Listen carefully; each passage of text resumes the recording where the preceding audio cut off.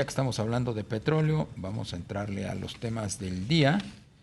Vamos a platicar a continuación con Gonzalo Monroy. Él es analista en temas energéticos y director general de la consultora GMEC. ¿Por qué? Bueno, pues porque hoy se plantó en la conferencia mañanera Octavio Romero, el director general de Pemex, para informar lo que desde ayer ya había trascendido, que la Secretaría de Hacienda está pues viendo con esta petrolera del Estado apoyarla o acompañarla en la amortización de la deuda de Pemex. Se trata, pues ya le hemos dicho aquí 1 millón de veces, Pemex es la petrolera más endeudada del planeta, con obligaciones financieras que rebasan los 105 mil millones de dólares al cierre de septiembre pasado. Y bueno, pues a 4 años ya, casi 5 de este gobierno, no le encuentran la cuadratura al círculo para apuntalar las finanzas de Pemex, por más que se han hecho ahí intentos de, pues de alguna manera, restar, restarle parte a los pasivos, pero pues son puras aspirinas para el cáncer que cada vez se extiende más en esta empresa productiva del Estado. Gonzalo Monroy, ¿cómo estás? Muy buenas tardes. Mi querido Darío Rogelio, muy buenas tardes. Te mandamos un Buenas fuerte tardes. abrazo y los mejores deseos para este 2023 también. Igualmente, igualmente. Oye, pues ¿cómo viste esto que dijo hoy en la mañana el director general de Petróleos Mexicanos con respecto a pues el enésimo intento para hacerle frente a este monstruoso pasivo? Pues mira, Darío, hay que entender dónde está parado hoy Pemex y hacia dónde se está dirigiendo. Creo que esa es la pregunta más clave. Como muy bien apuntas, estamos hablando que esta es la administración que en recursos adicionales le ha dado mucho más a Petróleos Mexicanos. Lo vimos incluso en la parte durante la pandemia donde se le quitó dinero al propio sector salud para mandárselo a Pemex. Desde los últimos 2 años, la Secretaría de Hacienda se ha hecho cargo prácticamente de los pagos, de las amortizaciones de interés y también de capital de petróleos mexicanos. Y la realidad es que es un problema de liquidez que tiene Pemex, pero es un problema también estructural más grave. Empecemos quizá por la parte más macro. La perspectiva es de que Pemex, a pesar de una aspiración de llegar a los 2 millones de barriles, hoy se sitúa en 1.5 millones de barriles de petróleo crudo. Hay por ahí alguna parte de condensados, pero eso no le sirve relativamente a Pemex para los procesos que más le importan de exportación y o mandárselo a las refinerías mexicanas. Es en esta donde la parte de la refinación, donde están las mayores pérdidas de petróleos mexicanos. Prácticamente el 30-40% de las ganancias que se obtienen de la extracción de petróleo se evaporan en la parte de la refinación. Ahí es donde todo este impulso por tratar de mantener eso que se conoce o que se quiere aspirar de la autosuficiencia energética es el tremendo dolor de cabeza de Pemex. Y ahí es donde entraremos a un primer punto, mi querido Rogelio y también Darío. Pemex muy probablemente cerrará el año 2022 con un alrededor de 4.000 a 5.000 millones de dólares de ganancia. Pero para ponerlo en perspectiva, en el último trimestre, gigantes como ExxonMobil tuvieron ganancias en un solo trimestre de más de 21.000 millones de dólares. Hoy Pemex, por desgracia, en esta apuesta que está enfocada más hacia la refinación, va a continuar perdiendo dinero.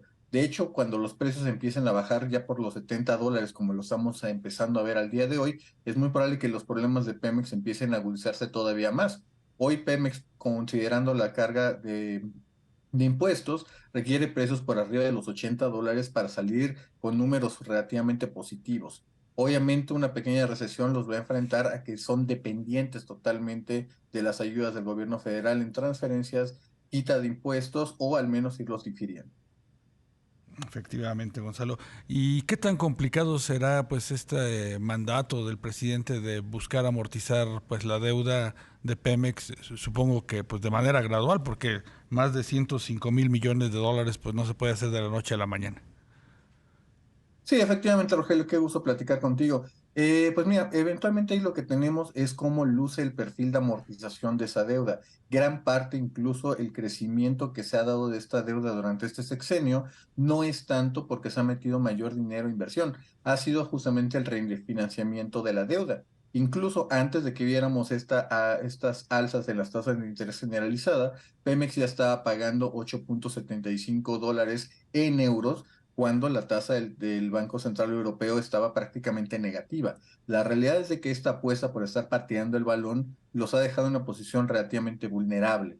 ¿Dónde está el problema? Tan solo en este primer trimestre enfrentan pagos por más de 7,000 millones de dólares. No es una cantidad pequeña. Una parte puede venir por la parte que les da el Congreso de la Unión en el presupuesto de egresos, pero obviamente no generan el flujo suficiente para poder pagar en este caso, sus obligaciones. Tenemos un segundo punto que también anda por ahí, una deuda todavía pendiente de proveedores, y hay un tercero, que es el desarrollo de la economía en su conjunto.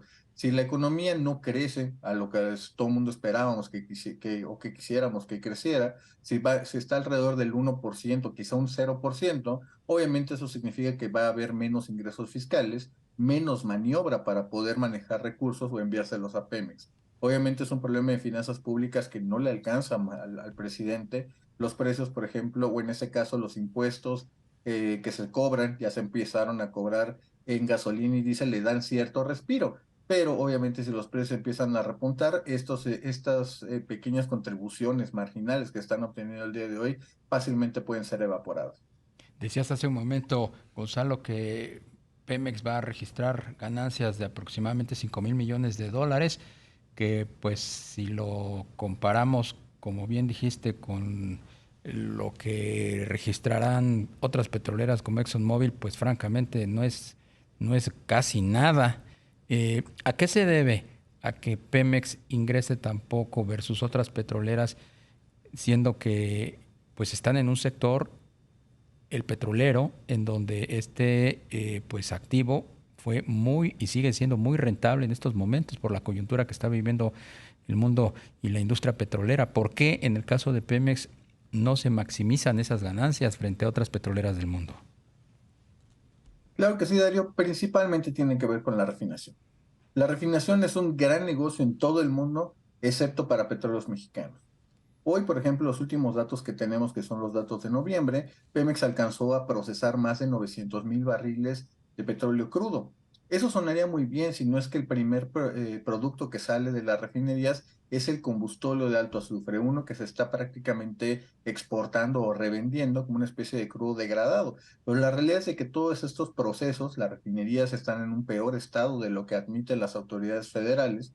Obviamente las tienen en una situación de yo diría críticos. Ahí prácticamente cada barril que se está produciendo está saliendo con una pérdida. Es este factor el que está erosionando todas las ganancias que tendrían en el sector más rentable, que es la extracción de hidrocarburos. Esa es la razón por la cual el plan de negocios de Pemex, por desgracia te lo puedo ir asegurando, va a estar prácticamente garantizando que tenga pérdidas o esté limitando su potencial de crecimiento, Darío. Claro. Gonzalo, la parte de la deuda con proveedores que mencionabas, que poco pues ventila Petróleos Mexicanos, ¿de qué magnitud estaríamos hablando? Esa es una muy buena pregunta, mi querido Rogelio. La realidad es que todos los datos que reconoce Pemex, estamos hablando de poco más de 3,000 millones de dólares. Cabe recordar que el año pasado se hizo este intercambio a través de bonos, el cual no se formalizó sobre toda la deuda que ya existía, poco más de 9,000 millones de dólares. Es apenas una tercera parte de la que se logró renegociar. Esos pagos siguen pendientes. Sabemos de que a pesar de que estamos viendo unos precios relativamente estables en el norte de los $75 por barril, pues obviamente esto no significa de que estén obteniendo los pagos en la prontitud, sobre todo necesaria. Hemos conversado con algunos eh, con empresas de servicios contratistas de Pemex y hay algunos adeudos que rebasan hasta los 15 meses de atraso. Obviamente en un mercado que no está tan desarrollado como es el mercado mexicano, donde el principal cliente o en ese caso contratantes petróleos mexicanos, esas condiciones o esa falta de pago, pues obviamente está creando un problema de liquidez a lo largo y ancho de todas las empresas de servicio. ¿Qué otros mecanismos o vehículos o instrumentos pudiera considerar o pudiera echar mano Pemex para enfrentar pues sus amortizaciones en este 2023? Principalmente, y por desgracia, Darío, hay muy pocas opciones nuevas. Gran parte es la vieja fórmula, quizá, de hacer una nueva renegociación, justamente hacer una nueva emisión de deuda, cubrir lo que se está teniendo al día de hoy y patear el balón para arriba del 2030, 2032. Se ven pocas opciones para que la hacienda pública pueda generar los recursos frescos y quitarle algunas otras dependencias o áreas del gobierno para mandárselas a petróleos mexicanos. Se ha aprobado prácticamente de todo. Pemex ha dejado de pagar impuestos, Pemex se le ha dado la facilidad de poderlos transferir un poco más hacia adelante o tener algún tipo de prórroga, e incluso lo sabemos que es parte del plan original que se hizo en 2019, justamente que Pemex tuviera una menor carga fiscal impositiva. Obviamente todo esto, producto, como te platicaba, de un plan de negocios enfocado en la refinación, pues va a seguir arrojando estas pérdidas. Gonzalo, ¿y en qué medida esta coyuntura financiera puede afectar las inversiones que requiere Pemex?